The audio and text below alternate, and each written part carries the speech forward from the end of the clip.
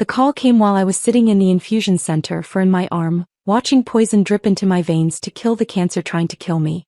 Rebecca, we need to talk about the wedding date. My sister Olivia's voice had that edge I'd learned to recognize.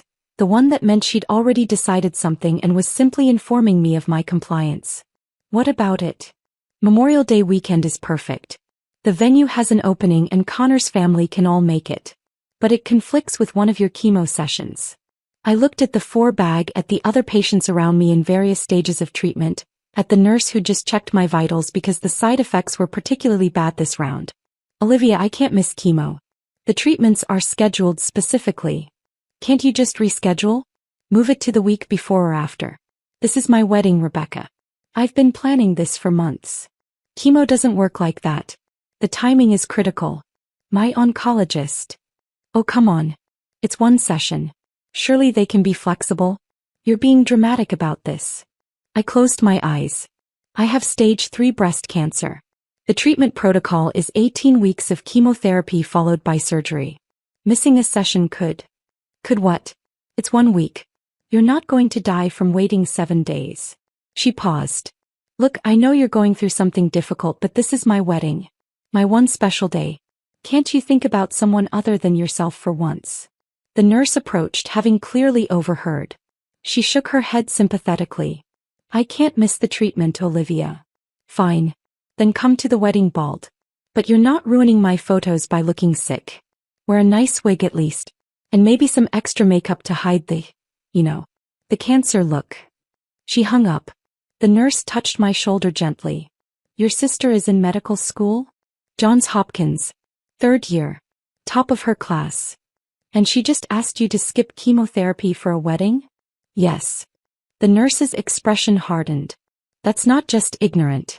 For a medical student, that's dangerous. I didn't respond. What could I say? That my family had always prioritized Olivia? That when I was diagnosed 6 months ago, my mother's first concern was whether I'd lose my hair before Olivia's engagement photos.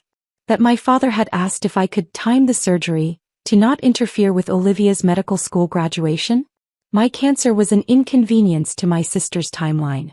The family dinner was 3 days later. Mom had insisted, we need to finalize wedding plans, and Rebecca, you really should make an effort to participate more. I showed up wearing a scarf to cover my thinning hair, exhausted from the latest round of treatment. Olivia was radiant in designer clothes, her perfect hair and perfect skin glowing with health and privilege. Rebecca. Mom air kissed near my cheek, careful not to actually touch me. Look, while you're here, come see the seating charts. The dining room table was covered in wedding planning materials. Color swatches. Vendor proposals. Guest list. My father poured wine for everyone except me. You probably shouldn't with the medications, right? Olivia launched into wedding updates. The dress. The flowers. The honeymoon in Bali. Every detail meticulously planned, breathtakingly expensive. And the date is definitely Memorial Day weekend, she announced, looking directly at me. I've already sent save the dates. Olivia, I told you that's my chemo week. And I told you to reschedule. Have you talked to your doctor? Yes. She said missing a treatment could compromise the entire protocol. The cancer could progress. I could. Oh, please. Olivia rolled her eyes. You're being overdramatic. I've been studying oncology this semester. One mistreatment isn't going to kill you. My mother nodded. Olivia's right, dear. She's at Hopkins, one of the best medical schools in the country. Surely she knows what she's talking about. She's a 3rd-year student. My oncologist has been practicing for 20 years. Are you seriously going to take medical advice from some local doctor over your sister? Dad frowned. Olivia is going to be a doctor. A real one. At a top hospital. I am seeing a real doctor. Dr. Sarah Morrison is the head of oncology at Rebecca. Olivia's voice was sharp. This is my wedding. My one special day. I have been planning this for a year. You've known about your little medical situation for what, 6 months? Surely your treatment can be adjusted for 1 week. My little medical situation? Olivia, I have cancer. And I'm getting married. Which is more important, your vanity treatment or your sister's happiness? I stared at her. Vanity treatment? You think chemotherapy is vanity? Well, what else would you call it? You're pumping yourself full of drugs that make you sick so you can keep your hair and not look old. It's basically cosmetic at this point. The room went silent. Even my parents looked uncomfortable. Olivia, I said quietly, chemotherapy is killing the cancer cells in my body. Without it, the cancer will spread. I could die. You're being dramatic. I've studied this. Early-stage breast cancer is totally survivable with just surgery. The chemo is probably overkill anyway. I have stage 3 cancer. Not early stage. Stage 3. The tumor is. Whatever. The point is you're not dying tomorrow. My wedding is in 8 weeks. I need you there looking presentable, not making everything about your health issues. I stood up, my legs shaky. I can't do this. Rebecca, sit down, Mom commanded. We're not done discussing the wedding. I'm not missing chemo for a wedding. And I'm not going to sit here and be told my cancer is vanity. I walked out, got in my car and drove home to my apartment. I cried the whole way, partly from exhaustion, partly from the soul-crushing realization that my family cared more about wedding photos than my survival. 2 weeks later, I was back in the infusion center when my phone rang. Dr. Morrison's office. Rebecca, this is Dr. Morrison. I need to discuss something sensitive with you. Are you available to talk? I'm in treatment now, but yes. I received a very unusual call today from Johns Hopkins Medical School. Specifically, from Dr. Richard Chin, the Dean of Medicine. My stomach dropped. Why? Apparently, your sister Olivia submitted a paper for her oncology rotation analyzing a case study. The case study was you. What? She used your medical records, which she obtained without authorization, to write a paper arguing that your treatment protocol is excessive. She claimed your oncologist is overtreating for profit, and that you could safely skip multiple chemotherapy sessions without significant risk. I couldn't breathe. Rebecca, what she wrote is not just wrong, it's dangerously incompetent. She misrepresented your pathology, ignored your staging, and drew conclusions that could kill you if followed. Dr. Chin called me personally because he was so alarmed by the quality of her work that he wanted to verify the actual facts of your case. Oh my God. I walked him through your real diagnosis. Stage 3 triple-negative breast cancer. Aggressive cellular characteristics. High risk of metastasis. The exact treatment protocol we're using and why each session is critical. What did he say? He was appalled. Not just by her medical incompetence, but by the ethical violations. She accessed your records without consent, used your private medical information without permission, and demonstrated such fundamental misunderstanding of oncology that he's questioning whether she should continue in the program. She's going to be kicked out? There's going to be a hearing. The medical school takes ethical violations very seriously, especially when they involve patient privacy and dangerous medical recommendations. Dr. Chin wanted me to inform you because you may need to provide testimony. I sat in silence, processing. My sister had stolen my medical records to prove she was right about me skipping chemo for her wedding. There's more, Dr. Morrison continued. Dr. Chin wanted you to know something else. He's been the keynote speaker at several oncology conferences I've attended. We've collaborated on research. When he heard my name as your doctor, he asked me to assure you that you're receiving excellent care. He knows you. We're colleagues. He's one of the leading researchers in breast cancer treatment.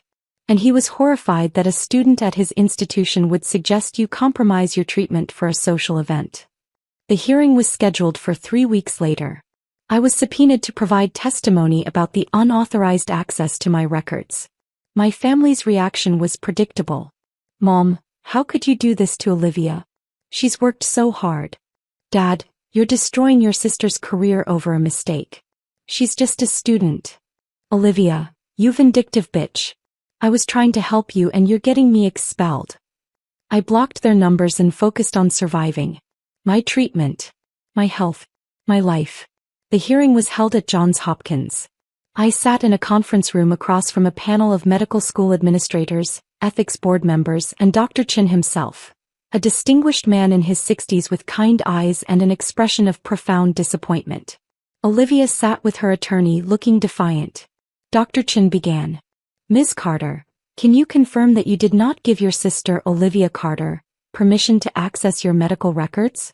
I did not. And did you give permission for her to use your case as the basis for an academic paper? No. He turned to Olivia. Miss Carter, student, how did you obtain these records? Olivia's attorney whispered to her. She spoke carefully.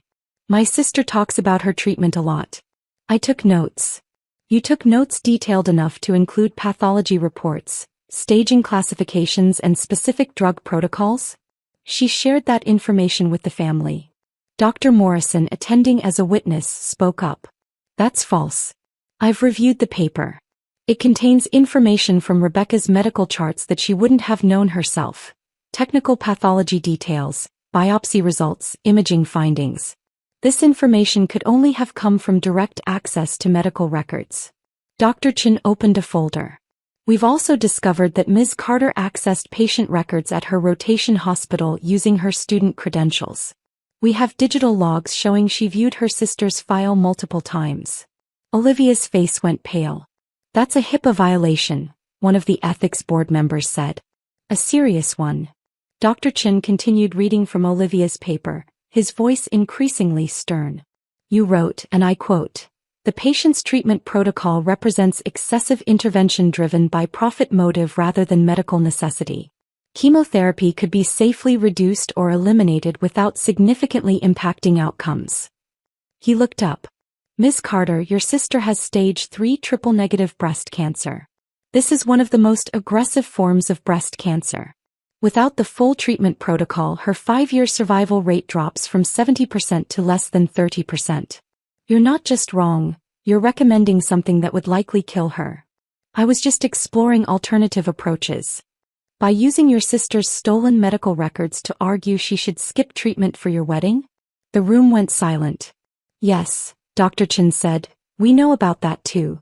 We spoke with your family members who confirmed you've been pressuring Rebecca to miss chemotherapy to attend your wedding. That you called her treatment vanity, and suggested one session wouldn't matter. Another board member spoke. Ms. Carter, you do understand that as a medical student, you're held to professional standards? That suggesting a patient skip critical cancer treatment demonstrates unfitness for the profession. Olivia's attorney tried to object, but she cut him off. She's my sister. She's being dramatic about everything. The cancer probably isn't even that serious. She just wants attention. Dr. Morrison stood. I've brought Rebecca's actual medical files. With her permission, I'd like to show the panel exactly how serious her condition is. I nodded consent.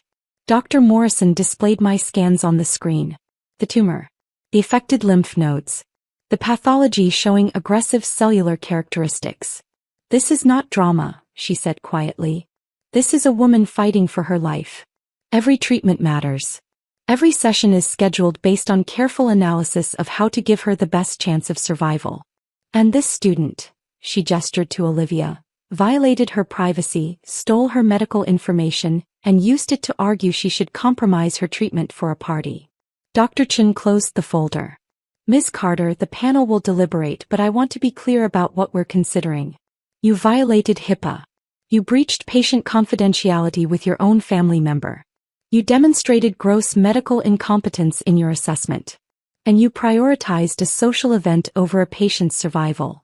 He paused. These are not the qualities we want in physicians. Olivia was expelled from Johns Hopkins 2 weeks later. The ethical violations were too severe. The medical incompetence too dangerous. The breach of trust too complete. She blamed me entirely. So did my parents. The voicemails and emails were brutal. You destroyed your sister's dreams over a grudge. She was trying to help you and you got her expelled. What kind of sister does this? I never responded. I was too busy with chemotherapy, with healing, with fighting for my life. Dr. Chin sent me a personal note. Ms. Carter, I want you to know that Dr. Morrison is providing you with excellent care. Your sister's assessment was not just wrong, it was dangerously incompetent. Please continue your treatment exactly as prescribed. You have a strong chance of beating this, but only if you don't listen to people who value a party more than your life. I framed that letter and put it next to my treatment schedule. I finished chemotherapy 3 months later. The surgery was successful. The cancer was gone. During my final scan, Dr. Morrison smiled. Clear. Complete remission. I cried. From relief. From exhaustion. From the overwhelming weight of having survived despite my family's interference. You did it, Dr. Morrison said. You fought hard and you won. Thank you for believing me. For protecting me. Always. That's what doctors do. I walked out of the hospital cancer-free, into a life without my family but with something more valuable. The knowledge that I'd chosen survival over their approval. Olivia never apologized. Neither did my parents. 2 years later, I heard through extended family that Olivia was working as a pharmaceutical sales rep. She'd applied to other medical schools but been rejected. The ethical violations followed her. My mother called once, asking if I'd consider writing a letter supporting Olivia's reapplication. I hung up without answering. Some relationships can't be saved. Some people will always choose the wedding over your life. And some lessons you learn at the cost of everything you thought family meant. But I survived. And that was worth more than any relationship built on the expectation that I should die conveniently.